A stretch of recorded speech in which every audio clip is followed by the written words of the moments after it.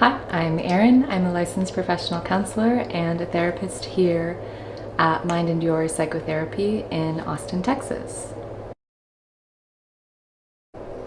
I specialize in trauma work, specifically relational trauma and complex PTSD or developmental trauma. So typically that might be trauma or interpersonal experiences within one's family of origin during childhood, adolescence, into adulthood. That might be an experience within an abusive romantic relationship or partnership. That might be some form of interpersonal stress that occurs in the workplace. That also might just look like chronic stress related to one's experience of held identities. And so I work with a lot of neurodivergent folks and folks who identify as highly sensitive.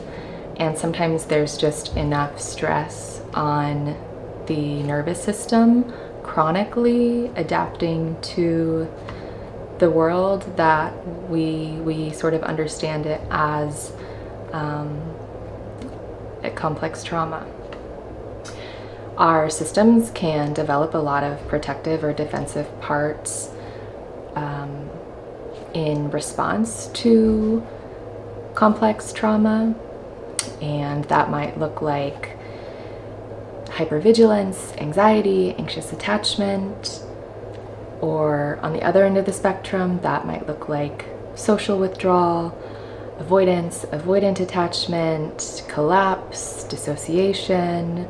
That might look like fawning and people-pleasing, or anything in between. We see a lot just in terms of what folks are showing up to therapy experiencing. The biggest one I see is self-abandonment, and I do end up doing a lot of work around identity and preferences and purpose with those who've experienced complex trauma and those who have had to chronically abandon themselves in order to stay safe within their social systems.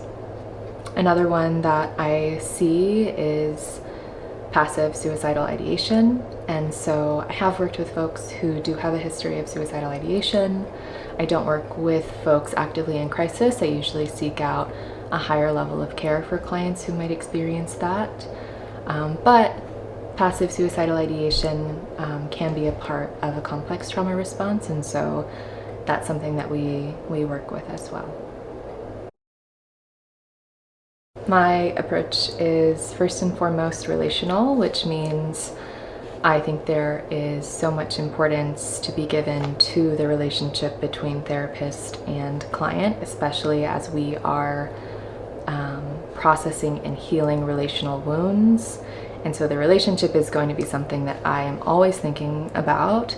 And I also think that there's so much value in paying attention to relational factors that just show up in the therapy space, because it is a safe space where we can then sort of unpack them a little bit more, and then be able to use that information out in the world. And so, yeah, I also think that, you know, there has to be a level of trust and safety built in order for healing to occur. And that process looks different for everyone, but that's also something that I think is really important that I'm always paying attention to. And next, I work experientially, meaning I tend towards interventions and techniques that are experiential, meaning in the moment processing. When our bodies experience some form of distress, usually the associations, the memories that we have with that event are stored in a way that is different from how our brain processes and stores information that is experienced in a regulated state. And so a lot of times we kind of have to get underneath just, you know, the cognition or just the content, and we have to go deeper to process.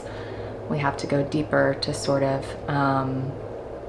these fragments of memories or experiences that we might hold related to your history. And ultimately that lets us sort of bring all of that into conscious awareness, where we can kind of close the loop and find some resolution, some relief, and some integration, right? We're never trying to just make things completely go away or forget things completely, but we do sort of want to contain them in a way that you can hold them, understand them, and integrate those experiences into your life. And so I really tend towards experiential work. All of the approaches I use are non-pathologizing, so we are really understanding, you know, how system has adapted or survived certain situations, scenarios, relationships, and we're honoring that completely, and also gently sort of guiding the system to maybe process some of those emotional wounds while exploring other ways to sort of move through the world or move through relationships in a way that generally just feels better, right? Just yields more safety and connection and ease. And so with that, I do integrate several different theories into my work, but I really resonate with internal family systems, IFS, or just parts work in general.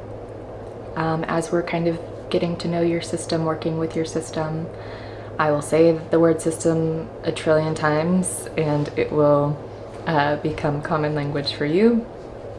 I also do enjoy integrating EMDR when it's necessary, which is just a more sort of manualized trauma processing method. But I do find it is helpful if we're getting particularly stuck with something, if we're like particularly in a groove, to sort of shift.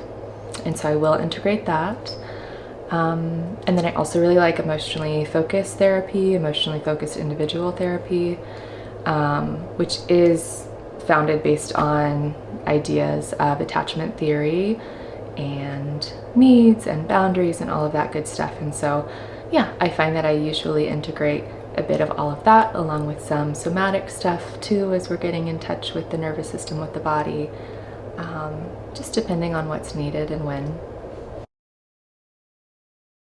And then that is why I do this work. I do really enjoy just being alongside folks on this journey. There are definitely points in people's journeys where it's a lot harder than other points. I always give the example that I'm, you know, if we're on a road trip, you're in the driver's seat, I'm in the passenger seat, right? I've got like the big map folded out, and maybe I'm saying like, oh, let's explore down this road, or ooh, I think we need to slow down up ahead.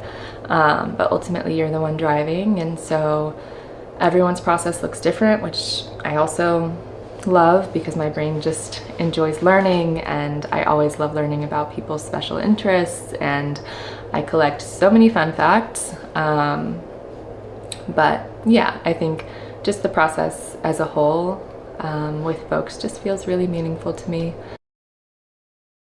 For folks interested in potentially working together, you can usually reach me by phone or email. And I do like to have about a 15-20 minute phone call with you if you're open to it, just to get a sense for what you're looking for, to make sure that the way I work, where I work, how I work is something that sounds like it could be helpful for what you're needing at the time. Or if not, I'm happy to give referrals and kind of point you in the right direction. After that, we usually set up an intake appointment where I start to just gather history and get a sense for what you've been experiencing, sort of what things in your life feel just important to the work that we'll be doing. That process does sort of unfold usually over the first several sessions, if not more, if not longer. And then we kind of gently start moving towards, okay, these are the cycles that we are getting stuck in that we really want to start to unpack. And you're kind of just getting a feel for what it's like to just sit in the room and move through a session with me. I will typically tell people like, give it 3 sessions. Sometimes people know right away, and that's perfectly okay. But yeah, I usually say give it a few sessions, right, for your system to just give you information on how it feels to be in session with me, and if it feels like we're moving at a pace that feels right or good, or if anything else is coming up. And I'm always happy to have that conversation and make sure that you are getting the right fit, that you are getting what you need. And then after that, once you're a client of mine, you're always a client of mine. I have folks who will take breaks or move to a lower frequency once a month, once every few months, just as a check-in, and then come back for higher frequency meetings if ever needed. And so there is some flexibility there, just depending on what you need. But I do like to just offer the stability of the therapeutic relationship here if and when you need it. And I really enjoy working with folks long term and just seeing this entire process unfold, and basically getting to the point where clients are showing up to session and just telling me the good things happening in their life, or the things that showed up that maybe were difficult or challenging, but just the way that they moved through them. And yeah, I think that's really special. So I do really appreciate long-term work.